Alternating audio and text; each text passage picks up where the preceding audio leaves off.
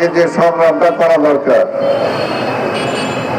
এই যে যারা অরাজকতা করতেছে তারা কিভাবে এখনো প্রশাসন সহ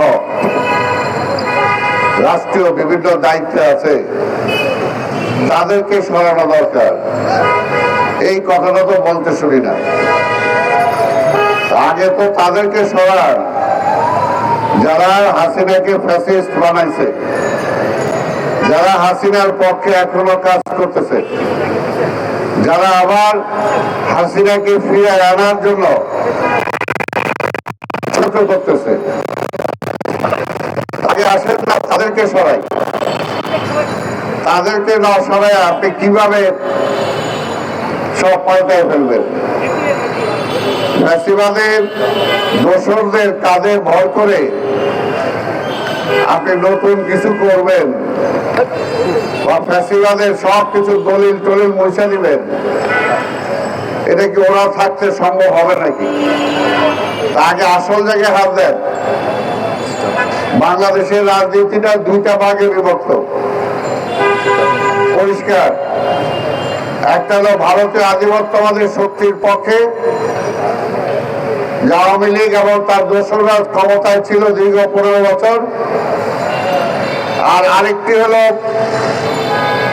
বেগম খালেদা জিয়া, তারেক রহমানের নেতৃত্বে জাতীয়তাবাদী যে শক্তি, যে শক্তির উত্থান হয়েছিল যখন আওয়ামী লীগ ক্ষমতা আসার পরে এই দেশটাকে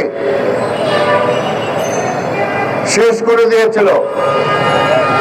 আওয়ামী লীগ ক্ষমতা আসার পরে সেনাবাহিনী ধ্বংস করার জন্য রক্ষী বাহিনী বানিয়েছিল। আওয়ামী লীগ ক্ষমতা আসার পরে এই দেশের স্বাধীনতাকে ধ্বংস করার জন্য রাজনীতি নিষিদ্ধ করে দিয়েছিল। এই দেশটাকে ধ্বংস করার জন্য সকল মিল কল কারখানা সব জ্বালিয়ে দিয়েছিল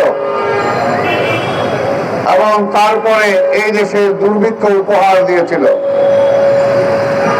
তখন এই দেশের জনতা, সেপাহী জনতা ঐক্যবদ্ধভাবে স্বাধীনতার ঘোষক শহীদ রাষ্ট্রপতি জিয়া রহমানকে এই দেশের রাষ্ট্রের দায়িত্ব দিয়েছিলেন এবং তিনি দায়িত্ব নেওয়ার পরে মূলত যে স্বপ্ন নিয়ে আমরা যুদ্ধ করেছিলাম সেই স্বপ্ন তিনি বাস্তবায়ন করেছেন। তাই আজকের এই দুইটা শক্তির দ্বারা বাংলাদেশে চলমান, শহীদ জিয়ার গলা যে বাংলাদেশের জাতীয়তাবাদ, আর আরেকটা হলো আওয়ামী লীগের তথাকথিত বাঙালি জাতীয়তাবাদ। এর বাইরে কিছু নাই। তাই আধিপত্যবাদী শক্তির পক্ষে যারা আছেন তাদেরকে নির্মূল না করলে, তাদেরকে ক্ষমতা থেকে না সরালে আপনি এই দেশের স্বাধীনতা নিশ্চিত করতে পারবেন না। গণতন্ত্র এখন আসে নাই, তাই আমরা ভয় পাচ্ছি এই অবস্থা আবার ষড়যন্ত্র হয়ে যেমনি ভাবে তত্ত্বাবধায়ক সরকার ব্যবস্থাকে বাতিল করেছিল 111 এর মধ্য দিয়ে, গণতন্ত্রকে ছিনিয়ে নিয়েছিল, রাজনীতিকে বিরাজনীতিকরণের পথে ঠেলে দিয়েছিল, বেগম খালেদা জিয়াকে হত্যা করার চেষ্টা করা হয়েছিল, তারেক রহমানকে হত্যা করার চেষ্টা করা হয়েছিল। তার ধারাবাহিকতা আমরা দেখেছি বিগত 15-17 বছর। তাই বলতে চাই, ডক্টর ইউনূস সাহেব, আপনার প্রতি দেশের এবং বিদেশের মানুষের একটা আস্থা আছে। আমরা সেই আস্থায় ভর করে আপনাকে আমরা ক্ষমতায় এনেছি। তাই আমরা চাই দেশে আরেকটা যাতে ষড়যন্ত্রের মধ্য দিয়ে এই যে গণতন্ত্র উঁকি দিচ্ছে, মানুষের ভোটের অধিকার উঁকি দিচ্ছে, এটাকে যাতে আবার কেউ দাবিয়ে দিতে না পারে, তাই আপনি অনতিবিলম্বে সকল রাজনৈতিক দলকে নিয়ে বসে বারবার যে কথা বলছে সেই একই কথা, আপনি নির্বাচনী রোড ম্যাপ ঘোষণা করুন, তা না হলে যে কোনো ষড়যন্ত্রের যদি আপনি শিকার হন, সেটার জন্য যদি রাষ্ট্র ক্ষতিগ্রস্ত হয়, গণতন্ত্র যদি ফিরে না আসে, মানুষের ছিনতাই করা ভোটের অধিকার যদি ফিরে না আসে, তাহলে কিন্তু দায় দায়িত্ব আপনার উপরই চলে আসবে।